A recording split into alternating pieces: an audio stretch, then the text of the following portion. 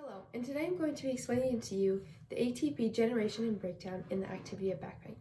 Backpacking is pretty much a super hike. Instead of being outside for a couple of hours, you may be outside for a couple of days or even weeks. Sometimes backpacking occurs on trails, but often off trails, and backpacking requires a lot of confidence, skill, knowledge, and fitness. But don't let that learning curve stop you. Many people often go with other people. In this way, you can feel confident and safe with someone who knows the ropes. If you're wondering what backpacking is, let me show you a quick video to give you an idea.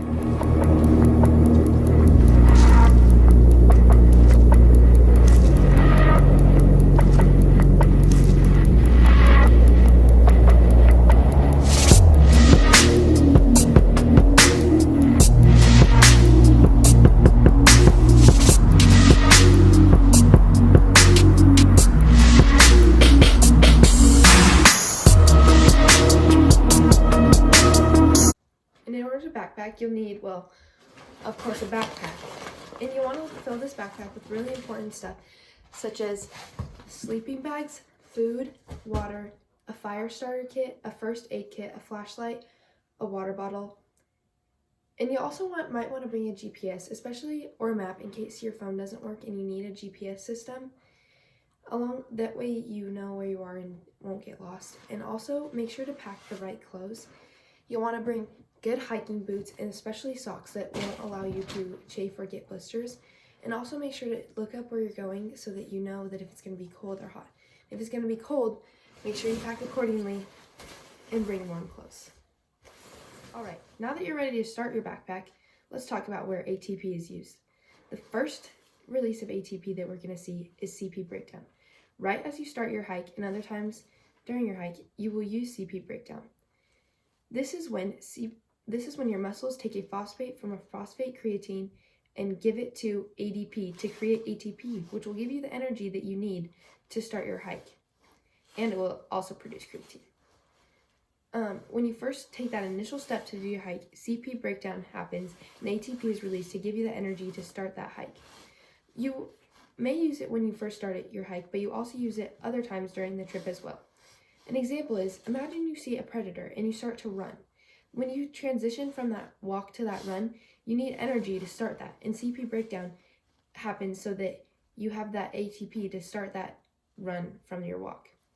Other times that you may see it is if you have to jump over a rock or start an incline in your hike. Many times in your hike, there will be obstacles that you have to overcome, like a rock. In that jump that you get to pass the rock is that CP breakdown. Or a lot of times, especially if you're in intense hikes, you're going to go from flat ground to an incline really fast. And to start that, you have to take that initial step to transition from flat ground to an incline is CP breakdown. The first thing that keeps you going, and it also helps with starting the hike, is anaerobic respiration. As you move through your environment, you will likely find some steep hills, like I talked about. And beginning to climb these hills, your body will, after CP breakdown, will begin to lean on anaerobic respiration to power your ascent. Essentially here, glucose is being converted to pyruvic acid and lactic acid, generating ATP without the need of oxygen. This energy comes quickly, but it also comes at a cost. This cost is producing lactic acid, which, especially in the beginning of your hike, will make your muscles burn and also physically damages them. After you reach the top of that fast, quick, steep hill, your body will switch to aerobic respiration to recover while you continue to generate ATP and energy. Aerobic respiration converts glucose and oxygen to carbon dioxide and water. While it may be slower than anaerobic respiration, it generates far more ATP per glucose molecule. Additionally, it helps remove lactic acid, protecting the muscles from unnecessary damage and pain. Aerobic respiration is predominantly present in sustained exercise and recovery, making you breathe really hard. Now, you may be wondering, what additional knowledge do I have to go backpacking? If you want to find backpacking, first thing you're going to do is want to find a nice piece of wilderness, such as a forest, that you can hike on and possibly already know. You also might want to bring a friend just in case, especially one who already knows what they're doing. For safety reasons, everyone in the backpacking group should know how to start a fire, administer first aid, and navigate without a phone. Finally, you should know how to identify dangerous plants and animals in the wilderness so that when you encounter them, you don't have any unnecessary disasters. You should know how to identify them and what to do when you encounter them. As a bit of final knowledge, remember that you can dial 911 and talk to a responder even if you don't have service, as 911 calls don't need your phone's carrier services. But don't rely on this all the time in case they can't get there fast enough. So have a backup plan and be knowledgeable about where you're going. Now you may be wondering, when do I use these things and for how long? Well, don't worry, I have a graph to show you. Let's say this is your first hike of the backpacking trip, which lasts about 4 hours. When you first start off your hike, you start off with an instant burst of energy, which is CP breakdown, for about 1 second.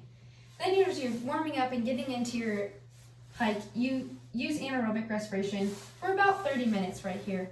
And the hike hasn't gotten too intense, so as you're walking, you go back into aerobic respiration for about 55 minutes in the beginning initial walk of your hike. Then it starts to get intense. You see the elevation gain, and as you first start that elevation gain, you use CP breakdown as you move from flat to inclined ground. Then, since this is a really intense hike, you're in anaerobic respiration for about 50 minutes. Then as the ground starts to even out, your body can recover for a little bit and goes back into aerobic respiration for about 20 minutes. Then let's say you get scared by something. That instant jolt you have of nerves uses energy and is CP breakdown for about 1 second. Then as you are scared, you're speed walking but kind of running but not too fast. So you're still in anaerobic respiration for about 10 minutes. You were really scared. Then after you calm down, you go back into aerobic respiration for about 30 minutes. Then let's say you see a rock that you know you're going to have to jump over. For about 2 seconds, you go straight back into anaerobic respiration as you speed up your walk and get ready for the jump. After you jump, when you're jumping, it uses CP breakdown for about 1 second. Finally, you end your hike. This is when your body has time to recover, and you're in aerobic respiration again for about 45 minutes as your body recovers and gets ready for the end of the day. Altogether, in this 4-hour hike, you were in CP breakdown for about 4 seconds, anaerobic respiration for about 1 hour and 30 minutes, and you were recovering in aerobic respiration for 2 hours and 30 minutes.